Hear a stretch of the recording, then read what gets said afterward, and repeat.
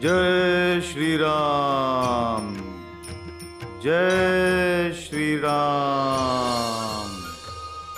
प्रणाम हनुमान जी। आयुष्मान भव बजरंगी, सदा खुश रहो। बताओ बजरंगी, आज क्या समस्या लेकर आए हो? हनुमान जी, आप तो अंतर्यामी हो, पर आपको हमेशा कैसे पता चल जाता है कि मैं आपके पास कोई समस्या लेकर आया हूँ? मैं अपने भक्तों की हर बात को समझ लेता हूँ, तभी तो लोग मुझे संकट मोचन हनुमान कहते हैं। बताओ बजरंगी, आज क्या समस्या लेकर आए हो? आज की समस्या मेरी नहीं है, हमारे कॉलोनी की चौकीदार की है। अब उनकी उम्र लगभग 65 साल की हो गई है, पर फिर भी उन्हें काम करना पड़ता है, क्योंकि उनका जवान बेटा निकम्मा और कामचोर है। उसे अब तक अपनी जिम्मेदारियों का एहसास नहीं हुआ है। हनुमान जी, क्या ये आलस्य और कामचोरी का कोई इलाज है? ये आलस एक ऐसी बीमारी है जो मनुष्य के अस्तित्व को धीरे धीरे खा जाती है। बजरंगी, सतयुग में माता लक्ष्मी की बहन दैद्रवी आलस का शिकार हो गई थी। ऐसा ही एक किस्सा हमारे भोपाल में हुआ, जहां एक परिवार में एक व्यक्ति काफी आलस्य था।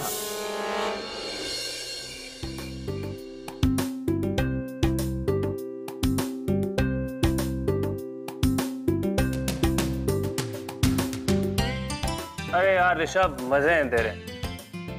ना तो हमने आज तक तुझे कभी ऑफिस जाते हुए देखा है और ना ही कोई काम करते हुए। हाँ यार, तुझे कभी कोई पैसे की कमी तो रही नहीं। अरे 1 लाख का जुआ तो तू रोज खेलता है यार। अगर ऐसी है सबकी हो ना यार, क्या बात हो। तो क्या जरूरत है मुझे काम करने की? बाबूजी का इतना बड़ा बिजनेस, इतने सारे एम्प्लॉयज, सारा बिजनेस तो बाबूजी खुद ही हैंडल करते हैं। बोला मैं क्यों काम करूं?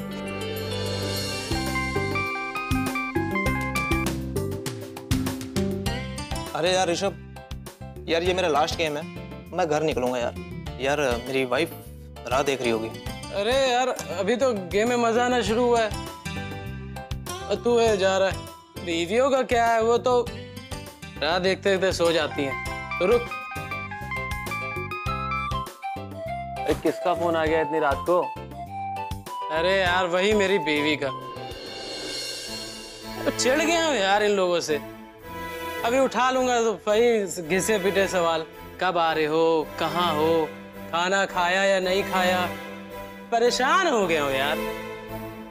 मेरी भी कुछ जिंदगी है ना, मैं अपनी भी जिंदगी जी सकता हूँ ना अपनी मर्जी से। चिल मार छोड़ो सब बात। पत्ते डालना यार।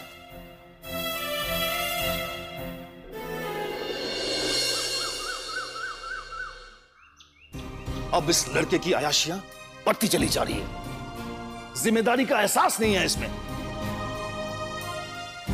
कोई शरीफ घरानों के लड़के क्या इस तरह पूरी पूरी रात घर से बाहर रहते हैं? अरे हमारे नहीं, कम से कम अपनी बीवी बच्चे के लिए तो सोचे। लेकिन नहीं, वो अपनी आराम भरी जिंदगी से बाहर निकलना ही नहीं चाहते। आने दो आज उसे, उसका दिमाग ठीक करता हूं मैं।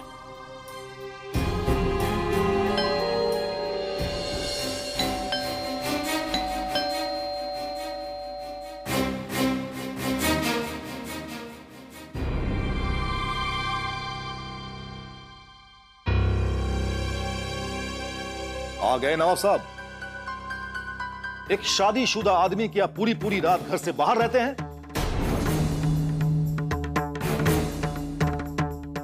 कहां थे आप पूरी रात? दोस्तों के साथ। तुम फिर उन आवारा दोस्तों के साथ थे?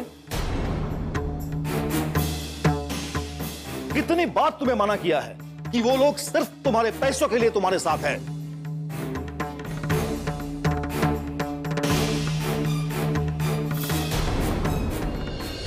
लड़के ने तो नाक में दम करके रखा है।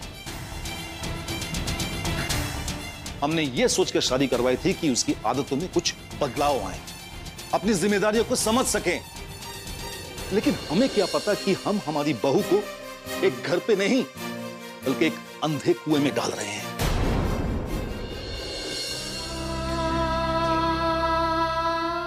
हमें माफ करना बेटी,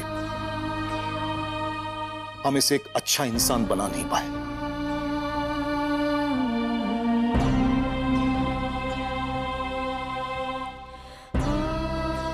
संकट मोचन, अब आप ही इन्हें थोड़ी अकल दीजिए। आप ही कुछ कर सकते हैं। मैंने तो उम्मीद छोड़ दी। जय हनुमान ज्ञान गुण सागर, जय कपीस तिहु लोक उजागर, राम दूत अतुलित बल धामा, अंजनी पुत्र पवन सुत नामा, महावीर विक्रम बजरंगी, कुमति निवार सुमति के संगी, कंचन वरन विराज सुरेसा, कानन कुंडल कुंचित केसा।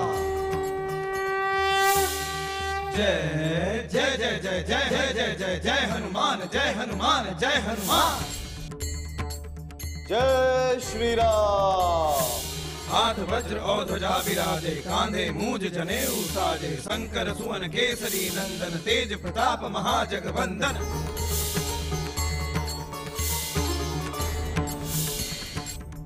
जय श्री राम। ये क्या मजाक है बाबूजी? आपको पता है मेरा कोई भी क्रेडिट कार्ड काम नहीं कर रहा है। मेरा फोन कनेक्शन भी अपने क्रेडिट लिमिट के ऊपर काम नहीं कर रहा है। आप जानते हैं इन सब के बारे में? सिर्फ पता ही नहीं, बल्कि मैंने ही ये सब कुछ बंद करवाया है।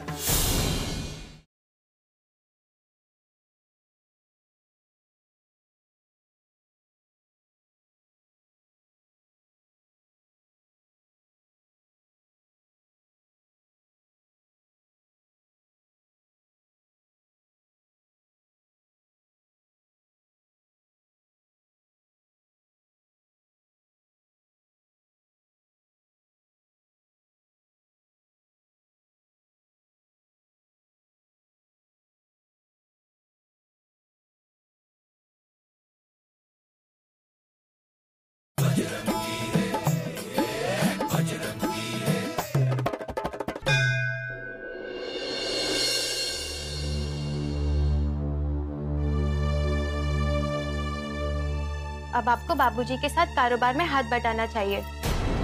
काफी उम्र हो गई है उनकी, और इस उम्र में भी वो सारा दिन ऑफिस में काम करते रहते हैं। ये तो उनके घर पे बैठने के दिन है। क्यों ना आप भी कल से ऑफिस ज्वाइन कर लें? बेकार की बात बंद करो। बाबूजी अकेले ऑफिस संभालते हैं। इतने सारे एम्प्लॉयज को मुफ्त में तनख्वाह दी जाती है। मेरा जैसा मन करेगा वैसी जिंदगी गुजारूंगा। कोई ऑफिस नहीं जाना मुझे। आपका जो मन में आप वो करें, लेकिन आप अपनी इस ऐशो आराम की जिंदगी से खुद की औलाद को कैसे भूल सकते हैं? पता है, कल आधी रात तक अनिका आपके बारे में पूछ रही थी और इंतजार करते करते सो गई। हे भगवान, 11:30 बज चुके हैं। कल मैंने आपसे कहा था ना कि अनिका के ट्यूशन का समय चेंज हो गया है, और आज आप उसको 11:30 बजे लेने जाना। तुम खुद जाकर ले आओ। मैं बहुत थक गया हूँ, आराम करने दो।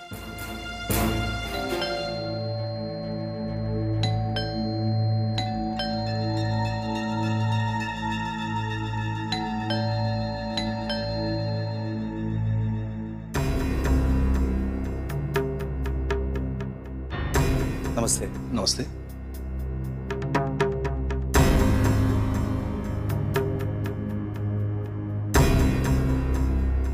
जी, ये बच्ची मुझे मोड़ पर रोती हुई मिली, तो मैंने इसके आईडी पर यहाँ का पता देखा, तो मैं इसे यहाँ ले आया। जी लीजिए बैग। आपका बहुत बहुत धन्यवाद। ये तो आजकल के जमाने में कौन इतनी परेशानी मोल लेता है। बहू, चलो इसको मलहम लगाते हैं।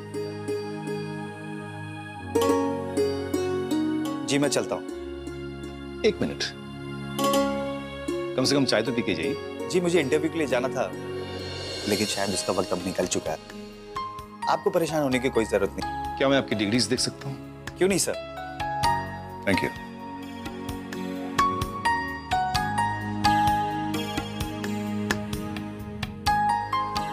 क्या आपको मेरे मेरिट्स पसंद आए? देखिए, अगर आप चाहें तो हमारे कंपनी में अकाउंटेंट का मैनेजर की हैसियत से ज्वाइन कर सकते हैं। अगर आप ये जॉब कर लेंगे तो हम दोनों की तलाश भी खत्म हो जाएगी और मुझे ये एहसान उतरने का मौका भी मिल जाएगा। एहसान की क्या बात है सर, ये तो मेरा फर्ज था। अंदर आइए।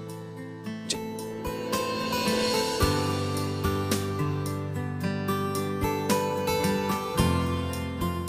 सर मैंने ऑडिट रिपोर्ट तो देख ली है, लेकिन आप बुरा ना माने तो क्या मैं आपसे कुछ पूछ सकता हूँ? पूछिए। आपका बेटा आपके बिजनेस में हेल्प क्यों नहीं करता? देखिए, मैं अपने बेटे को लेकर बहुत चिंतित रहता हूँ। ये बिजनेस संभालना तो एक छोटी सी चीज है। आज तक संभालते आया हूं और आगे भी कर लूंगा। ऋषभ को आज तक जिम्मेदारियों के एहसास समझ में नहीं आई और उनका ये लक्षण मुझे हमेशा परेशान करता रहता है। क्या वो कभी इस काबिल बन पाएगा कि वो अपनी और अपने परिवार की जरूरतों को पूरी कर सके? वैसे तो ये आपका पारिवारिक मामला है, लेकिन अगर आप इजाजत दें तो मैं आपको कुछ सलाह देना चाहता हूं। कहिए। अब से अगर आप सब कुछ ठीक होता देखना चाहते हैं तो मेरी कुछ बातों पर अमल करें, और मुझे पूरी उम्मीद है कि राम जी की कृपा से सब कुछ ठीक हो जाएगा।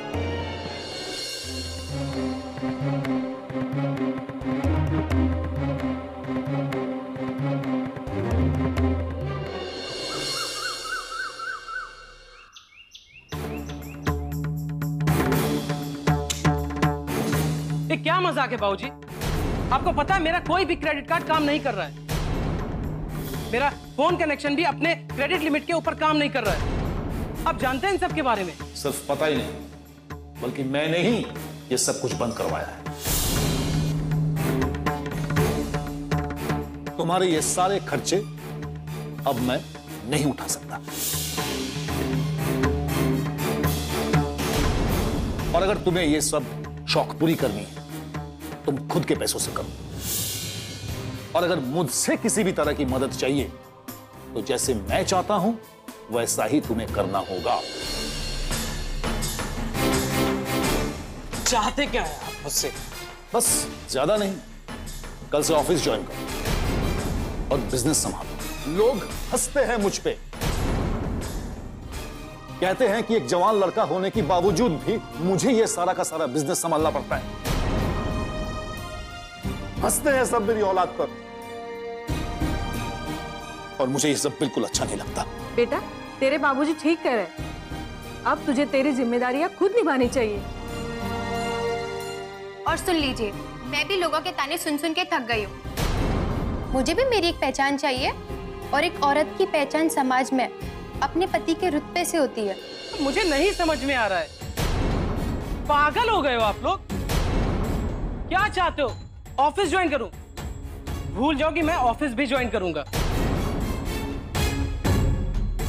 और एक बात बता दे रहा हूं, कल तक मेरे सारे क्रेडिट कार्ड एक्टिवेट हो जाने चाहिए, बस।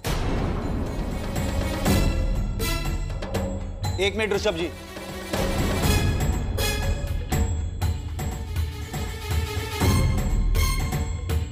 ये सब जो बोल रहे हैं ये आप ही की भलाई के लिए तो बोल रहे हैं ना? ये हमारे घर का मैटर, आप इसमें ना पड़े तो अच्छा है। आप अपना काम करें, समझे?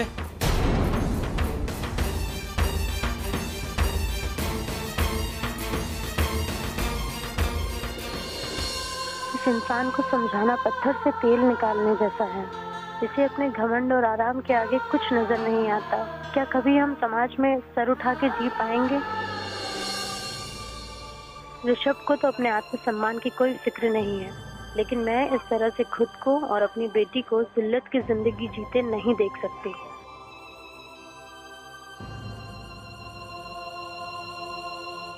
अरे श्रद्धा जी, संभाल की सब्जी काटिए, उंगली कट सकती थी आपकी। जी वो मैं कुछ सोच रही थी। मैं जानता हूं आप ऋषभ जी को लेकर परेशान रहती हैं। मैं तो बस इतना कहना चाहूंगा कि आपने जो औरत की पहचान वाली बात कही थी वो बिल्कुल ठीक कही थी, लेकिन आप कब तक उस दिन का इंतजार करेंगी जब आपका पति आपको पहचान और इज्जत देगा? मैं कुछ समझी नहीं, कहना क्या चाह रहे हैं आप? मैं बस इतना कहना चाहता हूं कि आज की औरत अपनी पहचान खुद बना सकती है, और आप तो पढ़ी लिखी हैं और समाज में बाहर जाकर नौकरी कर सकती हैं। शायद इनका कहना ठीक है। आजकल औरत क्या नहीं कर सकती। इस पुरुष प्रधान समाज में अगर हम औरतों को सुकून से जीना है तो इस तरह अपने पतियों की खोखली छवियों को छोड़ना होगा।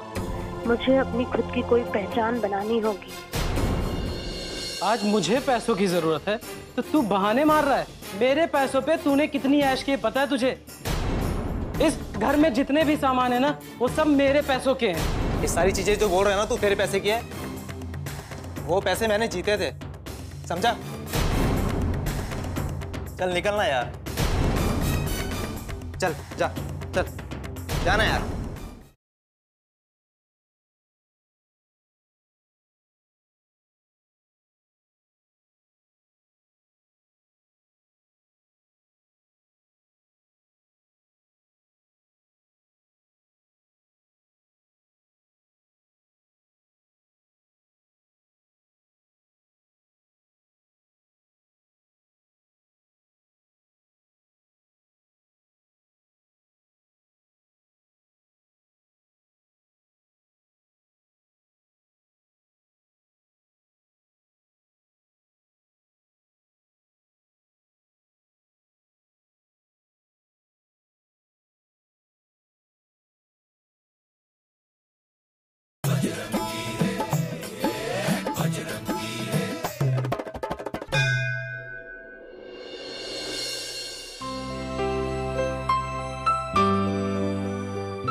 हाँ ऋषभ, राज कैसे आना हुआ? बस राज, मुझे थोड़े पैसों की जरूरत थी, अगले महीने लौटा दूंगा। तू तो जानता ही ना कि आजकल कितना परेशान हूं मैं। यार देख, मैं नहीं जानता कि तुझे कितने पैसों की जरूरत है, मगर मैं इस वक्त कुछ भी नहीं दे सकता। यार इस महीने बहुत सारे खर्चे हैं, बच्चों की फीस देनी है, ट्यूशन्स बढ़ रहे हैं, और मैंने अभी जो नई गाड़ी ली है उसकी इंस्टॉलमेंट देनी है। यार मैं नहीं दे सकता हूँ। आज मुझे पैसों की जरूरत है तो तू बहाने मार रहा है। मेरे पैसों पे तूने कितनी ऐश की पता है तुझे? इस घर में जितने भी सामान है ना, वो सब मेरे पैसों के हैं। ये सारी चीजें जो बोल रहे हैं ना तू, तेरे पैसे की है। वो पैसे मैंने जीते थे, समझा? चल निकलना यार, चल जा, चल जाना यार, अबे जाना, चल चल जा, चल।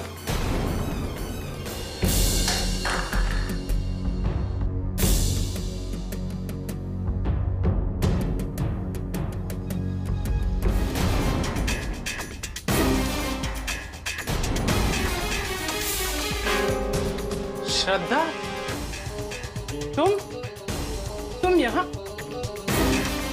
क्या हो भाई साहब? अरे कुछ नहीं भाई साहब, कुछ बेचने आई थी, जरा तारीफ क्या करती बुरा मान गई। थोड़ा यार छोटे लोग के मुंह नहीं लगना।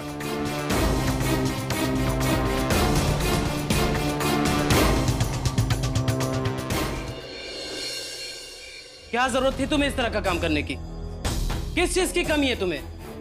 कौन सा आराम नहीं है यहाँ? इस आराम की जिंदगी से ही घुटन होने लगी है ऋषभ। बस अपनी जरूरतें पूरी होती जाए और आपके अपने घर वाले परेशानी में रहे। मुझे भी अपनी एक पहचान चाहिए। मैं समाज में एक नाकारा आदमी की पत्नी बनकर नहीं रहना चाहती।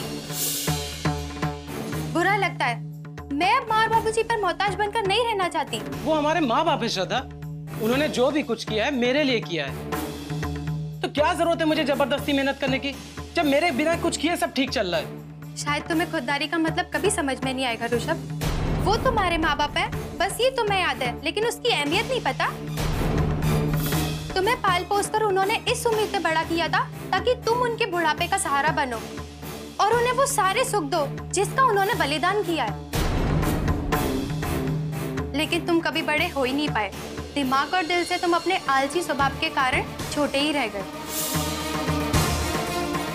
और इतनी छोटी सोच वाले आदमी की पत्नी बनकर मैं नहीं रह सकती ऋषभ।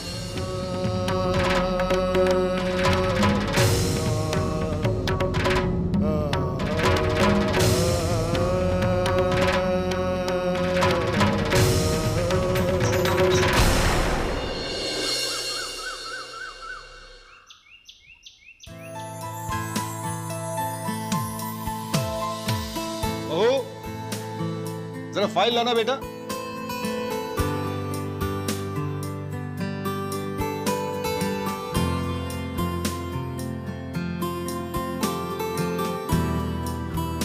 बाबूजी,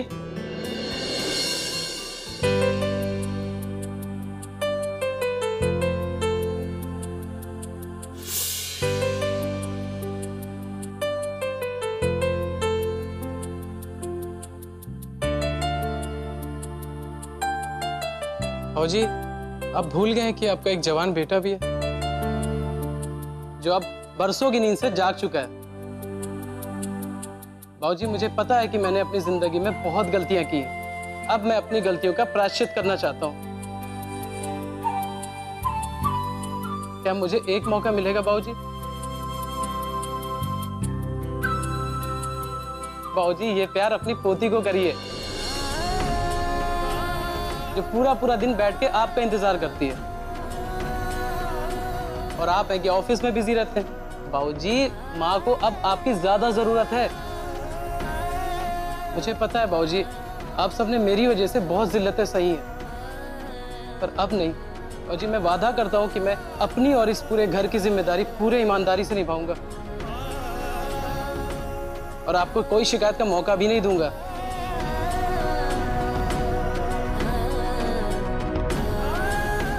आप अपना आशीर्वाद मुझे दें बाबूजी। जीते रहो बेटा। माँ, खुश रहो बेटा।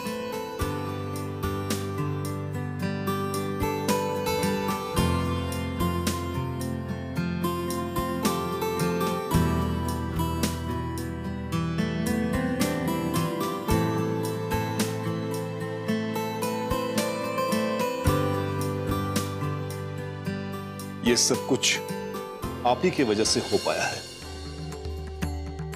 आपका ये एहसान मैं कैसे उतार सकता हूं? मुझे इजाजत देकर। मतलब ये कि आपको आपका सच्चा कैंडिडेट मिल ही गया और मुझे वो जॉब मिल गई जिसका मुझे बेसब्री से इंतजार था। तो मुझे इजाजत दीजिए। जय श्री राम। जय श्री राम।